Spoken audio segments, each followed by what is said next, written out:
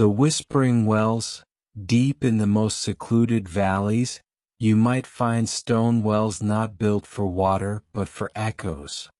If you lean in, you hear not your own voice, but a chilling whisper repeating your deepest fears. These are whispering wells. They don't give water, they take sanity. The shifting boulders, there are boulders in the high ridges that move on their own, leaving deep trails in the soil with no tracks around them. Locals call them the mountain's eyes. To see one move is to know that the land itself has decided you are an intruder. The phantom homestead, in areas recently scorched by fire, a perfectly preserved cabin will sometimes appear for a single night. Smoke rises from the chimney, but the door is locked from the inside. If you knock, the fire goes out instantly. It's a temporal trap, a memory of a family the mountain swallowed whole. The cold spots that burn beyond temperature drops, there are clearings where the air is so cold it sears your skin like fire. These are tears in the veil. Anything crossing through these spots leaves a residual burn, a physical scar from the friction of moving between our world and theirs. The sky traps, in certain gorges, birds are found flying in endless, terrified circles, unable to escape an invisible ceiling. These are sky traps, pockets of warped pressure. If you stand beneath one, you can hear distorted human screams echoing from the empty air above. The dreamcatcher thickets, dense laurel thickets that pulse with a low rhythmic vibration. If you sleep near them, your nightmares become so vivid they leave physical marks on your body. The thicket doesn't just catch dreams, it feeds on the adrenaline of your terror. The star gaps, on clear nights, there are spots where the stars are simply gone. A perfect black void in the sky. These aren't clouds. Something colossal is sitting between the earth and the stars, observing us from the silence of the upper atmosphere. The Stone Men reports from the deepest woods tell of figures made of moss and rock that move with glacial slowness. They are the mountain's immune system. They don't attack, they simply stand in your way until you are forced to turn back, or starve. The lost light of Elkmont, in the ghost town of Elkmont, a faint glow drifts through the ruins. It carries the collective grief of everyone who ever died in the valley. If the light touches you, you will feel a sadness so profound it can take years to recover your own joy. The silver veins, sometimes after a storm, the ground cracks open to reveal veins of a metal that isn't silver or lead. It glows with a pale violet hue. Do not touch it. It is highly radioactive to the human soul, causing hallucinations that last a lifetime. The mimic rain, in the high peaks, it sometimes rains only on a single person. While the rest of the forest is dry, you are drenched. This mimic rain isn't water. It's a biological pheromone that marks you for the predators that live in the fog. The bone whistles, finding a small whistle carved from bone on a forest trail is a death sentence. To pick it up is to enter a contract with the underpeople. They will follow the sound of your heartbeat until they can reclaim the bone you took. The underground orchards, cavers have reported finding forests of white, translucent trees growing miles underground. They bear fruit that smells like honey but tastes like copper. Eating it allows you to see in the dark, but you will never be able to stand the sunlight again. The gravity wells, areas where trees grow in a perfect spiral, twisting toward a central point on the ground. Gravity here is heavier. Your footsteps sound like thunder and your heart struggles to beat. The mountain is trying to pull you into its core. The blackened deer, a variant of the not deer, but entirely black with eyes like polished mirrors. It doesn't run, it glides. When it looks at you, you see your own death reflected in its eyes. It is the herald of the mountain's final judgment. The screaming quartz. In the mines of North Carolina, there are quartz crystals that emit a high-pitched scream when exposed to moonlight. This sound can shatter glass and drive animals into a murderous frenzy. It is the mountain's warning system. The invisible fences. You're walking and suddenly you hit a wall of solid air. No matter how hard you push, you can't go further. You've reached the edge of the permissible zone. Beyond that fence, the mountain is doing something it doesn't want humans to see. The sentient soil beyond mere moving boulders. There are reports from hermits in the deepest hollers of soil that actively responds to thought. If you think of fear, the ground beneath you will tremble. If you think of escape, small cracks will appear trying to trip you. The very earth itself is a conscious entity, and it's playing a cruel game of cat and mouse with anything that walks upon it. The Whispering Wind Tunnel. There are specific mountain passes where the wind doesn't just blow, it speaks. Not just whispers, but distinct voices from your past, your loved ones, or even yourself, calling your name, tempting you, or reliving your greatest regrets. These wind tunnels aren't natural.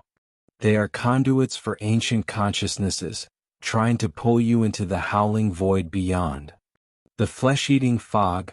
A fog unlike any other has been reported in the highest elevations. It's thick, gray, and carries a faint, coppery smell.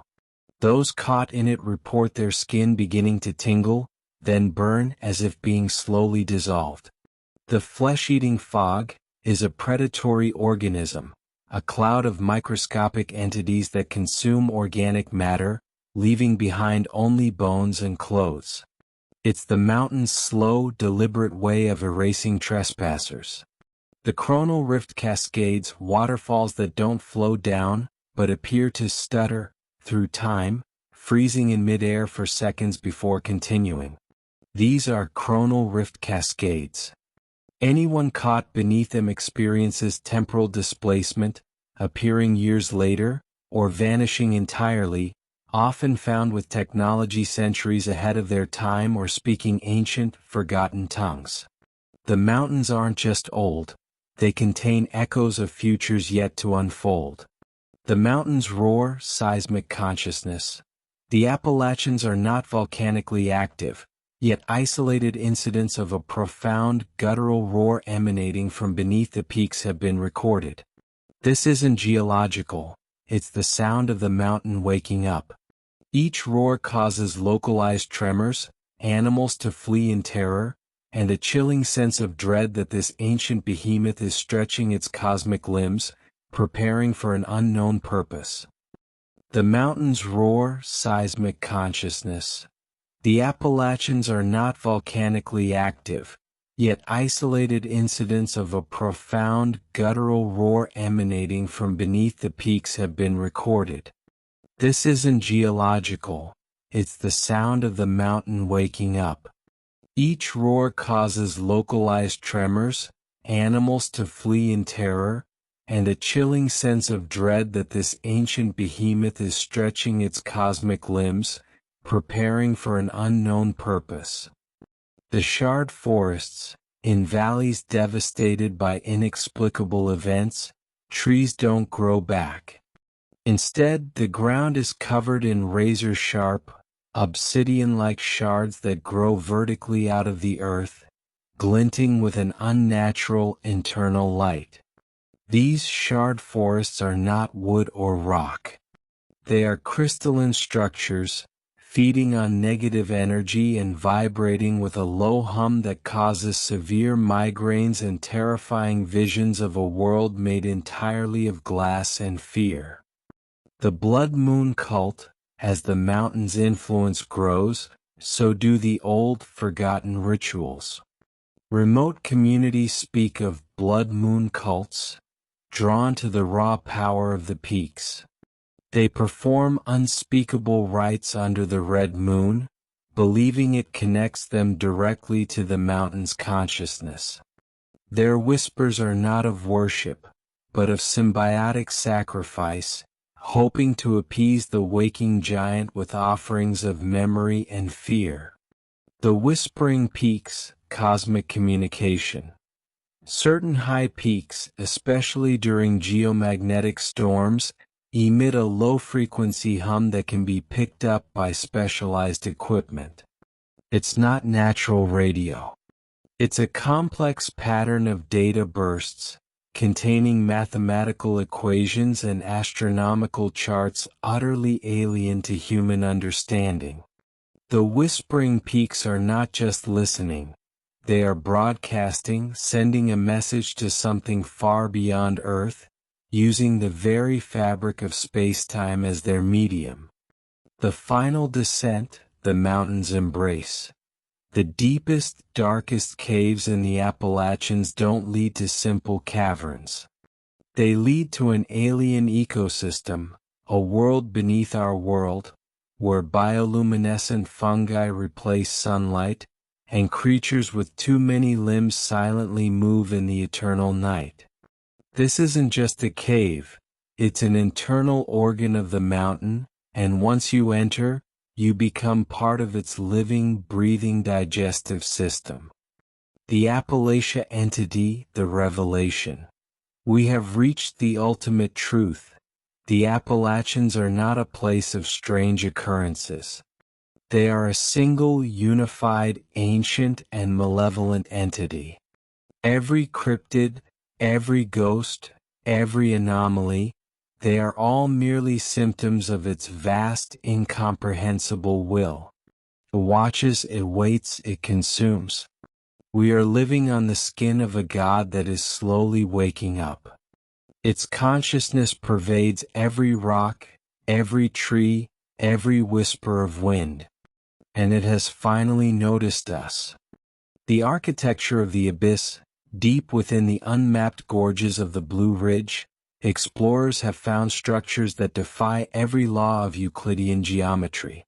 These are not buildings but folded spaces, staircases that lead back to their own beginning in rooms with more corners than physics allows.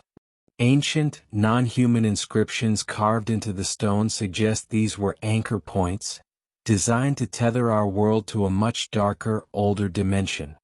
If you enter one of these structures, your shadow will detach and walk away, leaving you a hollow shell in a world that no longer recognizes your existence. The Great Weaver of the Hollers, folklore speaks of a creature known as the Weaver, a being of pure darkness that resides in the highest, most inaccessible canopy. It doesn't hunt with teeth. It hunts with threads of concentrated silence.